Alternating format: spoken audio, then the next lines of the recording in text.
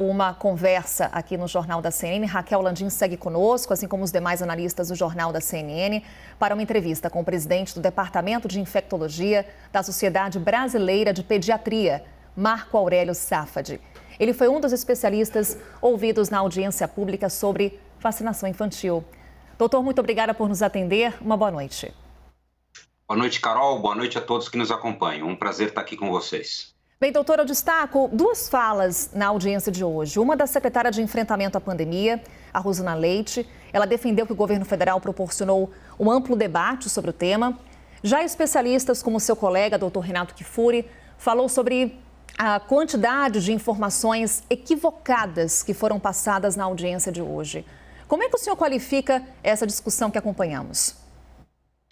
Carol, acho que a audiência pública de hoje, a despeito de ser algo incompreensível num primeiro momento, como tudo na vida, ela deixa alguns legados. E acho que foi uma oportunidade única para que, vamos dizer, alguns indivíduos que não são da área da pediatria, que não são da área da infectologia, que talvez não estivessem absolutamente informados em relação às características da Covid-19 no grupo pediátrico, que não estivessem adequadamente informados em relação à performance dessas vacinas, tanto nos estudos que precederam a autorização de uso, como nos estudos de mundo real, uma vez que essa vacina já vem sendo utilizada para adolescentes, com dados de efetividade, com dados de segurança, e vem sendo utilizada para crianças de 5 a 11 anos, também já com dados de segurança, como apresentado para a Raquel. Então, eu prefiro enxergar essa audiência pública de hoje, Carol, como uma oportunidade de ensinamento, como uma oportunidade de informação adequada que nós conseguimos transmitir a esses indivíduos. E, sinceramente, espero que eles revejam a sua posição, uma vez que foram informados adequadamente desses aspectos. Os dados que nós temos do impacto da Covid-19 na população pediátrica são inequívocos, Carol, são inquestionáveis, a despeito de ela ser, de fato, uma doença menos grave nas crianças do que é nos adultos.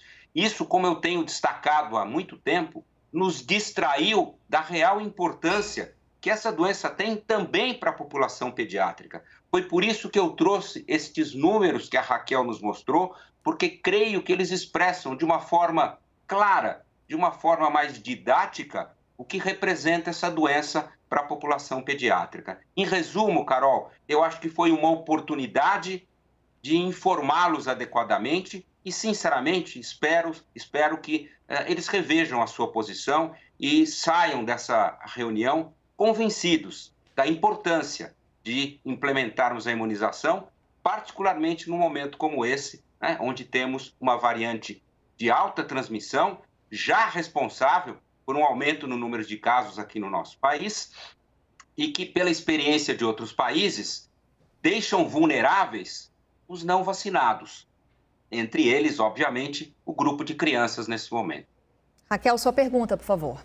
Doutor, o senhor foi bastante delicado com os negacionistas que falaram na audiência pública. Eles fizeram algumas observações que eu acho que não vale a pena nem repetir para não espalhar fake news, mas apareceu uma dúvida que eu acho que é importante a gente esclarecer para as pessoas que nos acompanham. Essa vacina, como a vacina para os adultos, ela foi desenvolvida, vem sendo desenvolvida desde o começo da pandemia. A vacina pediátrica funciona para a Ômicron? Perfeito. Esse é um ponto muito importante, Raquel. A experiência que nós temos até o momento, a despeito da variante que circulou, e é importante destacar, antes da Ômicron, houve 4 variantes de preocupação que circularam, além da versão original do vírus, e um dado que é consistente na literatura é que as vacinas, e é importante destacar, todas elas, a despeito da variante que circulava, todas elas mantiveram uma elevada eficácia no que diz respeito à prevenção das formas graves de doença. Os dados preliminares com a Ômicron, e ainda são preliminares, mostram que a Ômicron tem uma capacidade de escapar da resposta imune, tanto da resposta imune induzida pelas vacinas, como da resposta imune induzida por uma infecção anterior, pelas versões anteriores deste vírus. Então, de fato, esta é uma variante que, vamos dizer assim, dribla um pouco a nossa imunidade. Entretanto, o que nós temos visto é que, mais uma vez, reforçando conceitos anteriormente já muito bem estabelecidos, aqueles indivíduos que estão vacinados não estão desenvolvendo formas graves com frequência. O que eu quero dizer é que dados preliminares sugerem que entre os indivíduos adequadamente vacinados, a Ômicron tem representado formas pouco frequentes de gravidade, a exemplo do que vimos nas versões anteriores do vírus, reforçando a importância da vacinação e reforçando um aspecto que eu não queria deixar de destacar nesse momento, Raquel, que é a importância da terceira dose para aqueles que já estão vacinados há mais de 4 meses com as 2 doses iniciais. A terceira dose agrega muito valor à resposta imune, melhora muito a qualidade dos nossos anticorpos e já há dados que mostram que não só a qualidade dos anticorpos, mas também dados de efetividade, de proteção. Ela agrega muito valor à proteção contra a Covid-19 de uma forma geral e, particularmente, frente à variante Ômicron. Thaís Arbex. Boa noite, Carol. Obrigada. Boa noite, doutor. O senhor está diante de 4 pais e eu vou fazer uma pergunta como mãe de uma criança de 7 anos. Olhando para frente já acreditando que a gente vai ter a vacina disponível para nossas crianças muito em breve. 2 questões. A primeira delas, muito provavelmente as crianças também terão que tomar 3 doses? Essa é a primeira pergunta. A segunda pergunta, o senhor acredita que a vacina contra a Covid-19 também será incluída no calendário vacinal que a gente já está acostumado, nós pais, a vacinarmos nossos filhos, principalmente na primeira infância, a preencher ali a caderneta de vacinação? Ótimos pontos, Thaís. Então vamos lá. Primeiro deles, né? Se de fato a gente imagina a necessidade da terceira dose para crianças. Eu acredito que, pelo que já conhecemos da proteção induzida por essas vacinas, elas têm mostrado uma tendência de diminuição da proteção com o passar do tempo. Um dos fatores que nos protegeu, Thaís, da chegada da variante Delta aqui no Brasil foi termos tido uma vacinação acelerada recente naquela ocasião. Quando a Delta chegou ao Brasil, ela encontrou uma população recentemente vacinada. Isso contribuiu muito para que ela não tivesse aqui a mesma repercussão que teve em outros locais. E nos ensinou também que, com esta vacina, a exemplo do que já sabemos acontecer, por exemplo, com a vacina de influenza, a gente sabe que passados alguns meses, geralmente 6 meses depois, há uma perda importante da proteção, diminui-se muito essa proteção. Com as vacinas Covid-19, pelo menos com essas vacinas de primeira geração, esse fenômeno está muito bem estabelecido. Há uma tendência de queda dos índices de proteção com o passar do tempo, que se manifesta primeiro, Thaís, na proteção para as formas de Covid-19 de maneira geral e até para a proteção contra a infecção, mas que não afetam, num primeiro momento, a proteção para as formas graves da doença, o que é muito importante, porque isso é muito amparado na nossa imunidade celular.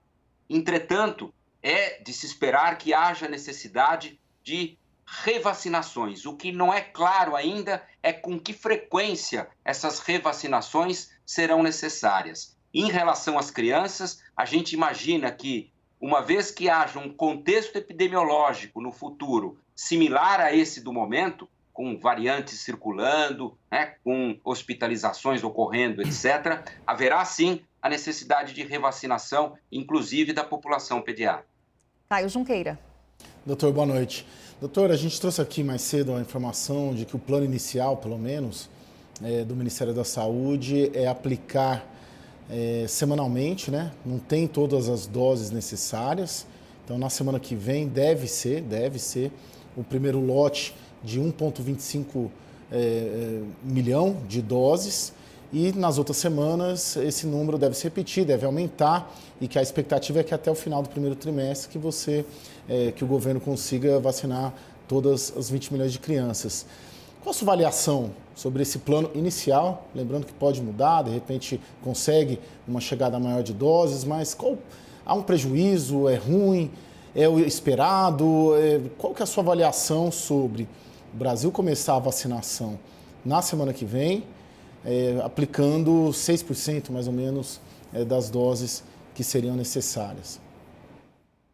Caio, boa noite. Eu acho que o desejável, Caio, seria, obviamente, a gente ter uma possibilidade de vacinar o mais rápido possível. E o Brasil tem capacidade, tem expertise para isso, isso já foi comprovado, né? Nós chegamos a ter dias em 2021 com praticamente 2 milhões de brasileiros vacinados num único dia, né? Então, nós temos sim expertise para realizar essa vacinação. A vacinação exige 2 doses. Eu hoje, não sei se você acompanhou, mas eu defendi na minha intervenção que esse espaço entre as 2 doses idealmente fosse estabelecido de 8 semanas. Por 3 aspectos importantes, Caio. O primeiro deles é que ao espaçar a segunda dose em 8 semanas, ao contrário do que fizeram os americanos, que colocaram 3 semanas, os estudos têm demonstrado, um estudo do Canadá que saiu esta semana, mostrou que o risco do evento adverso reduziu-se em 5 vezes quando o intervalo era superior a 30 dias. Então, eu acho que o intervalo de 8 semanas é mais seguro do ponto de vista de eventos adversos. Número 2, já há dados que mostram que ao estender esse intervalo, a resposta imune, ou seja, a produção de anticorpos, ela é mais robusta do que quando o intervalo é curto. E um terceiro e último aspecto, que guarda relação com a sua pergunta, Caio, é que em situações onde não dispomos do número suficiente de doses num primeiro momento para vacinar um número grande de pessoas, ao estendermos esse intervalo, a gente antecipa o benefício da primeira dose a um número maior de crianças num menor espaço de tempo. E também há estudos que mostram que a primeira dose já induz um razoável grau de proteção. Então, à luz desse cenário epidemiológico, à luz desse contexto de disponibilidade de doses, eu entendo que esse seja o caminho mais sensato para o Ministério da Saúde adotar. Doutor Marco Aurélio Safad, mais uma vez, muito obrigada por estar conosco, esclarecendo todos os pontos com relação a esse tema tão relevante para a sociedade. Mais uma vez, obrigada e boa noite. Muito obrigado, Carol, Caio, Thaís, Raquel. Muito obrigado a todos que nos acompanharam. Boa noite.